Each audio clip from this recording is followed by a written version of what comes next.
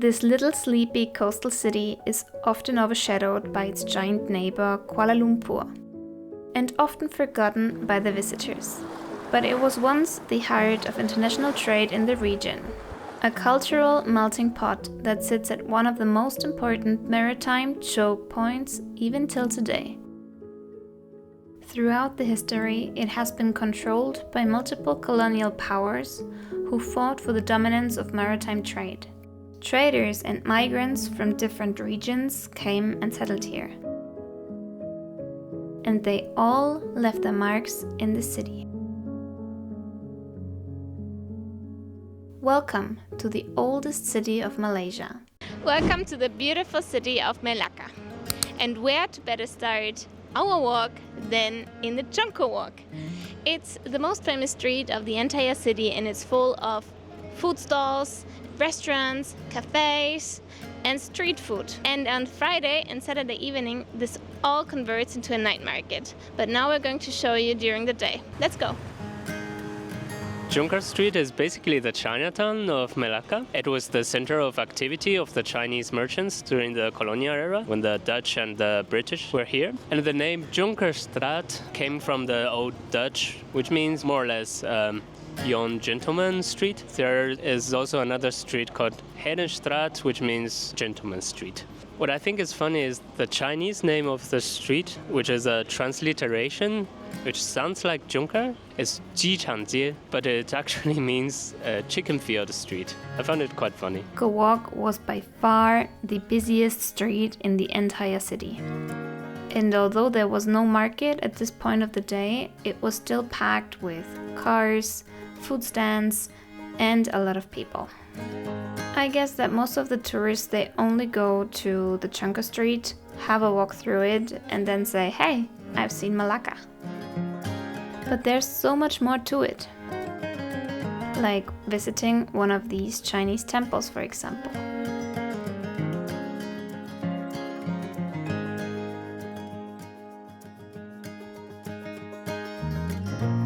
There's just so much history and culture to this city. It was founded in the early 15th century by Parameswara, who was a Sumatran prince who fled south. And according to the legend, he named the place after a Malacca tree. And afterwards he also found out that it's actually a strategic location along the Strait of Malacca, and this made it ideal for trade. The prince later converted to the Islam, and Malacca became a major Islamic Malay sultanate. It actually grew into one of Southeast Asia's most important ports. And Malacca even developed early Malay laws, the court systems, and diplomatic ties.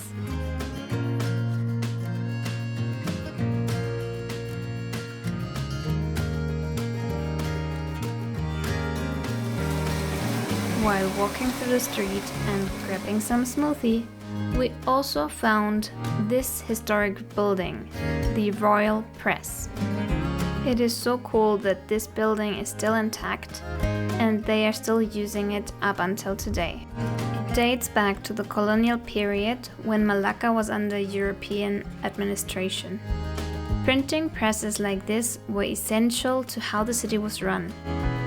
They were used to print official notices, government announcements, legal documents, and sometimes even newspapers in multiple languages, just like here. In a port city like Malacca, with traders, migrants, and administrators from everywhere, the printed word mattered. It was how laws were shared, taxes announced, ships registered, and so on.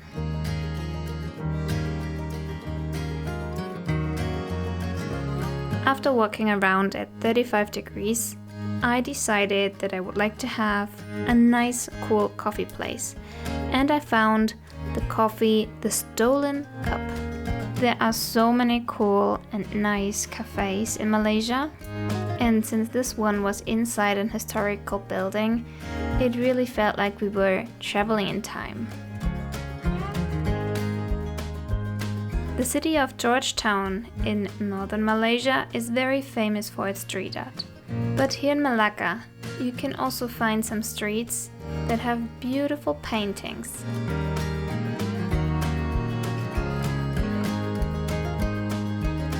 But somehow they feel different. Most of the street art here just tells small, everyday stories, and it reflects also the layered identity of the different cultures here in Malacca.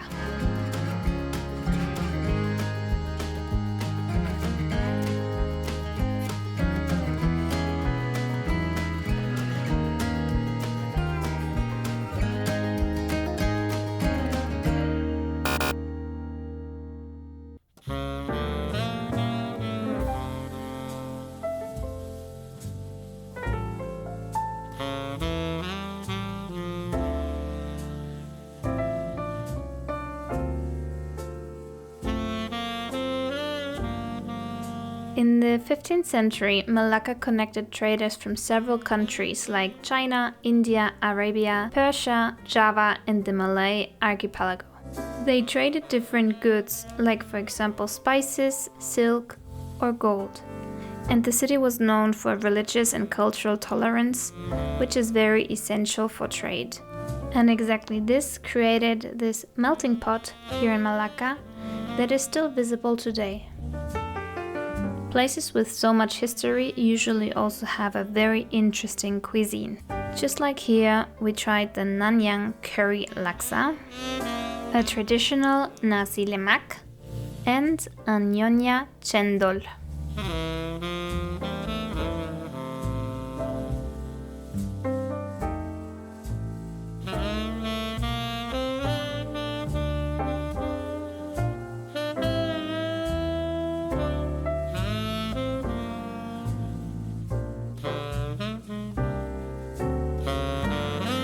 The food is very flavorful and it is even a bit spicy. A lot spicy, but it's good. It's really nice. And if you have tried food in other places in Malaysia, you will see that this one is slightly different, has slightly different spices in it, and it's really good. The Nanyang and Nyonya cuisine is very special here in the region. For example, the Nanyang cuisine actually comes from the Chinese diaspora. It was when the Chinese came here, they basically had to cook the food that they knew with ingredients from here. And the Nyonya cuisine comes from the Chinese settlers who married local Malay women, and they kind of blended both of the foods together and created this Nyonya cuisine. So basically, Nanyang and Nyonya food grew from people adapting, cooking with what they had, and slowly creating something of their own.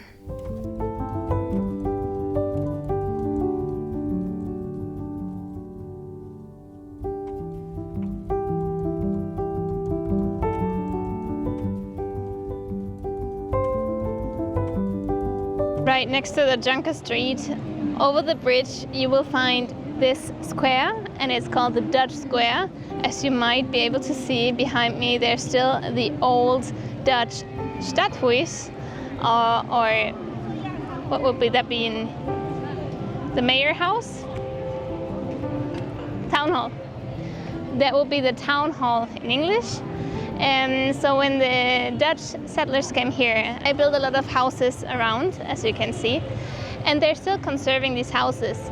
And in 2008, Melaka got the status of UNESCO World Heritage together with Georgetown in north of Malaysia. And therefore they started to rebuild and restore a lot of these beautiful houses, and the tourism began to start here in the city.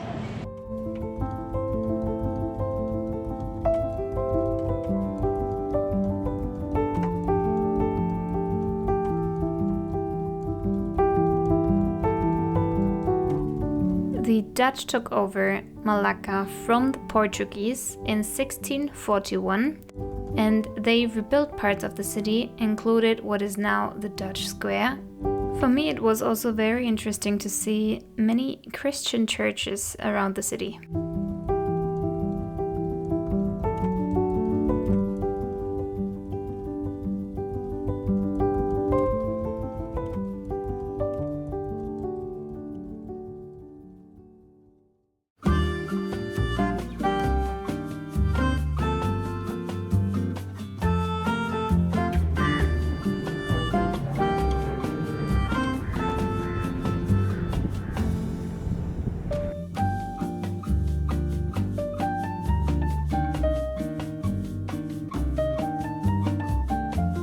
Even today, the Strait of Malacca is still really important for international trade.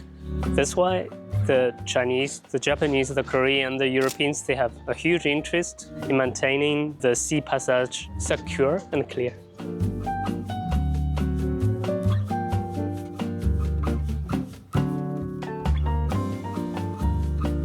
It should be Flor do Mar in Portuguese. I don't know why it's Flor de la Mar.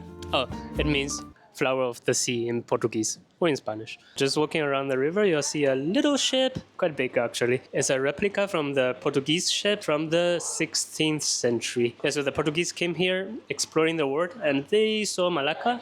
It was already a quite important settlement for international trade by then. The Malacca Sultanate, actually it was the oldest city of Malaysia and the oldest sultanate of the country. They had really good relationships with the Chinese Empire, the Ming dynasty, and they were protected by the Ming. So the Siam, the Thai people, and the Vietnamese could not or shouldn't attack the ships from Malacca. But when the Portuguese came, they basically destroyed the trade network and they conquered the city by force, the typical European colonizer way of spreading peace and love and Christianity. Yeah, so the replica is actually a museum. It costs €2 for Malaysian citizens and 4 for foreigners, and it's pretty nice. And you can see it's quite popular. A lot of families come here with kids, and the aircon is blasting at full power, so it's really nice. Outside is 35 degrees and inside is 25. Yeah, really cool. So the Portuguese controlled the port, the city for quite long, and then the Dutch came, and then they swapped the city with another one, with the Brits, with the British Empire. Or by then it was the British East India Company, I'm not sure. They changed it with a city in Sumatra, I think. Yeah, by then they were exchanging a lot of ports and cities and territories like monopoly money. For example, Manhattan was also a Dutch colony, and they exchanged it with some port in Indonesia. Yeah. When the Portuguese took over, they actually disrupted Malacca's open trading system, so many traders moved to other ports. And this meant that Malacca slowly lost its dominance in the regional trade. Flor de la Mar was by far the largest and heaviest ship of its time, at least the ones from Europe. It was at least twice as big as the other barracks from Spain and Portugal. It was powerful and intimidating. In today's terms, it would be something like a Ford-class aircraft carrier from the United States. But its large size and heavy weight made it especially hard to sail when it's fully loaded. During its last voyage, returning to Portugal, loaded with treasures looted from the palace of the Sultan of Malacca, it was caught by a large storm and sank near northeast Sumatra, in the Strait of Malacca. Its shipwreck is still there, underwater, waiting to be found.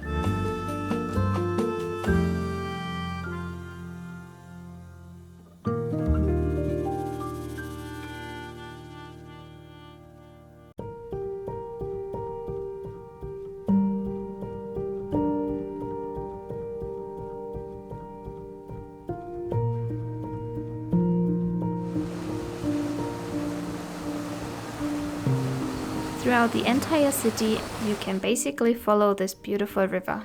And there are some restaurants and cafes right next to it. Although I might not sit right next to it, because it actually smells a little bit.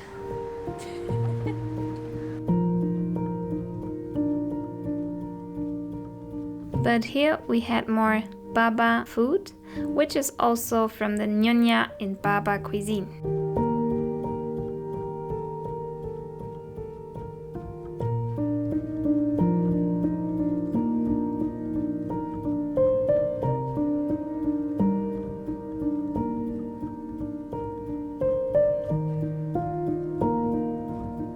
Without a doubt, that was the best food that we had in Malacca, so I highly recommend this restaurant.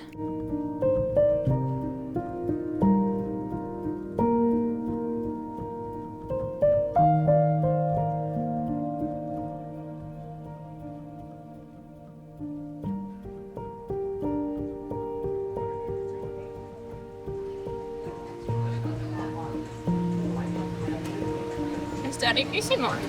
De verdad. ¿Ah? De verdad, está muy, muy bueno. Es un mini cocodrilo. Es un puto mini cocodrilo. Hay un cocodrilo.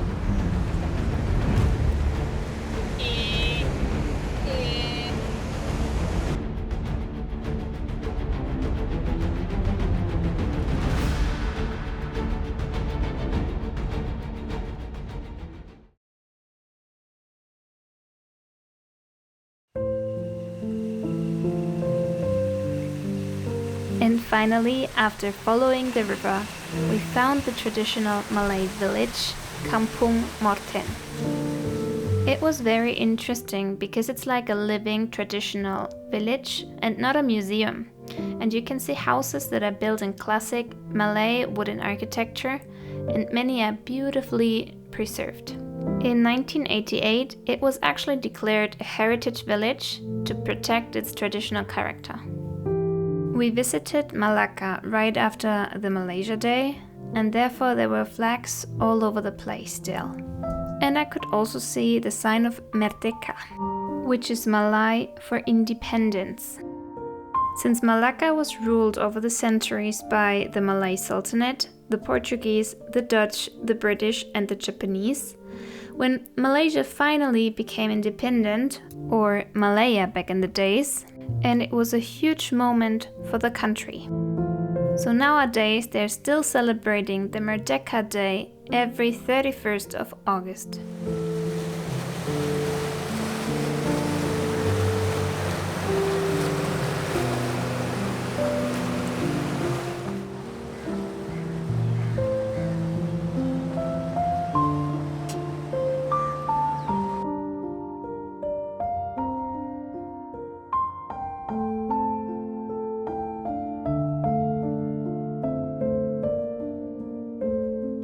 So the food here is really interesting and tasty. When we entered, the waiter explained us a little bit what kind of food it is, and he said that this curry is something that you wouldn't find easily anywhere else. It's made from some kind of root close to ginger or curcuma, but it's none of these. And all of the food is a little bit salty, a little bit spicy, and a little bit sweet. It's like a mixture of different spices and herbs. And for me, it's a new taste unlocked. I have never tried something like this before, and it's really, really tasty.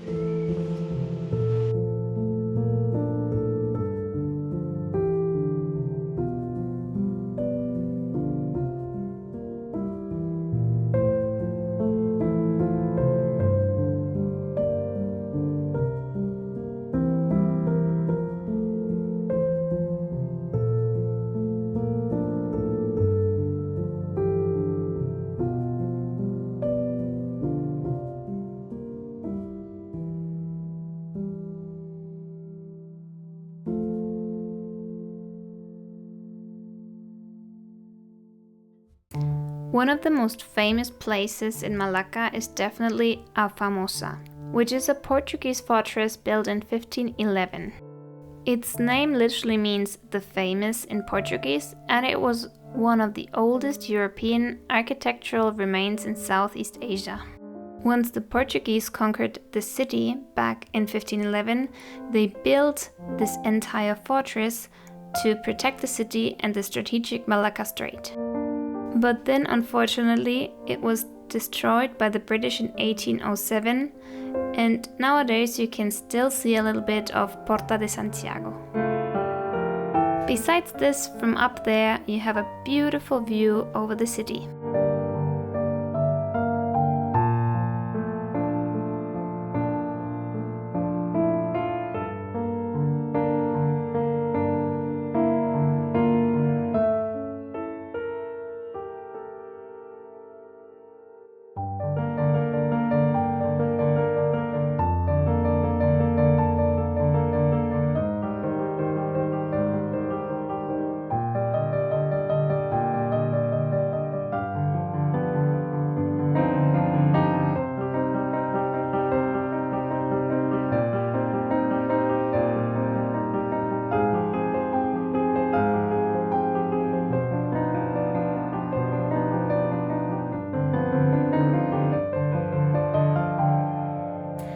I think it's incredible the amount of history and culture that you can find here in Malacca.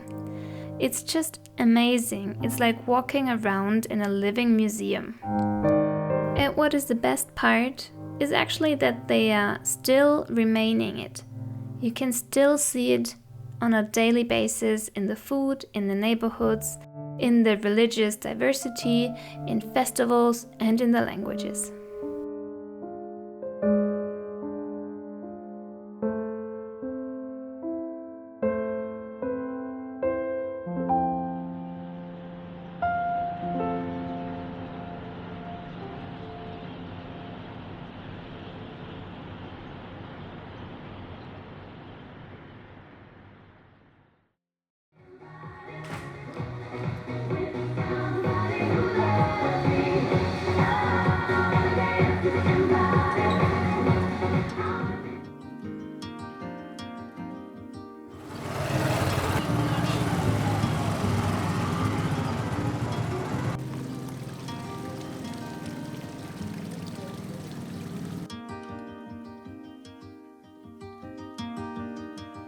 And of course, since there was not enough history and culture yet, we found one of the places that most shocked me, the Portuguese settlement.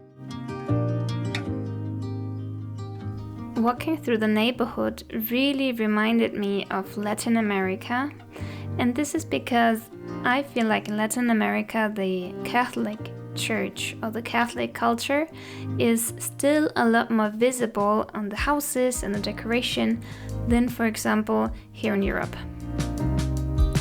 So remember, the Portuguese came to Malacca in 1511 and somehow they just stayed. So basically they introduced the Catholicism and built churches, and then they encouraged Portuguese traders and settlers to live in the area and get married to Malay women.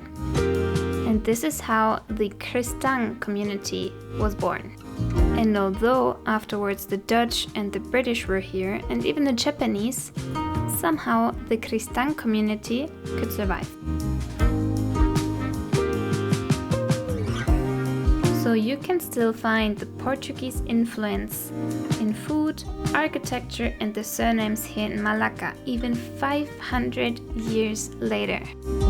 And when we were walking through the streets, we were talking to the waiters of the restaurants, and they can still speak Portuguese. I was absolutely impressed.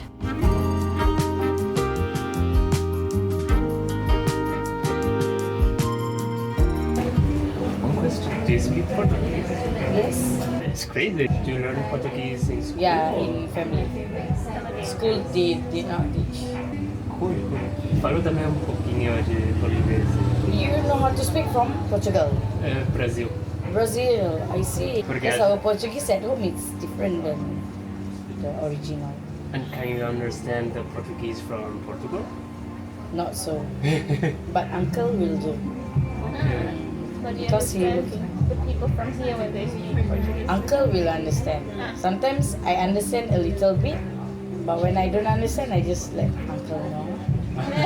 He will come out and he will speak. Cool. I like it. But now he's busy. If not, I will call him out to you. Okay. No worries. So you wanted to try the Curry yellow level. curry and one curry. Kalwa, sure. Both And- rice. Yes. Sure.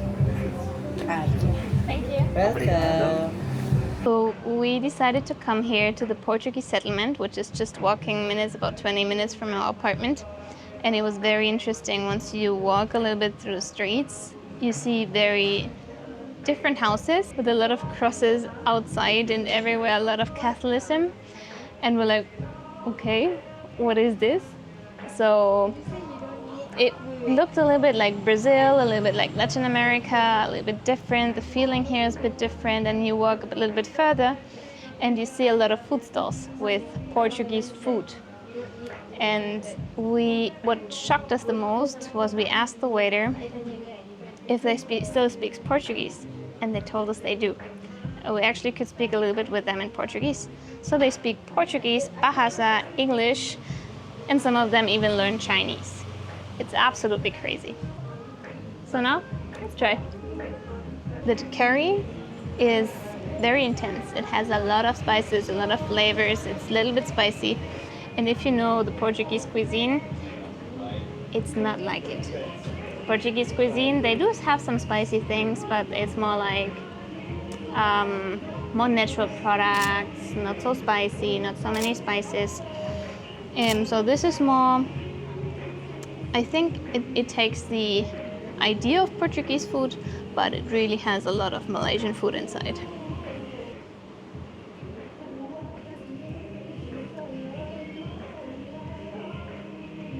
This one is really interesting because for me it tastes like European food, like a very slow cooked meat with the typical sauce that you would get with it, but then also mixed with curry from here. So it's also spicy. It has a lot of spices, and it's like a mixture of traditional German, Spanish, or Portuguese guiso, slow cooked food, stew, mixed with curry. Very interesting. Nice. Yeah, sometimes you can find really interesting history in the food itself. For example, this dish, curry de bal, which means devil's curry. It actually comes from the Indian or Goan dish vindaloo. Maybe you have tried it before in Indian restaurants. And that Indian dish actually comes from a Portuguese dish, carne de vina de alho, which means meat with garlic wine, more or less. And of course the Indians added more spices and chili, and here the Malays, they added even more their own version of the dish.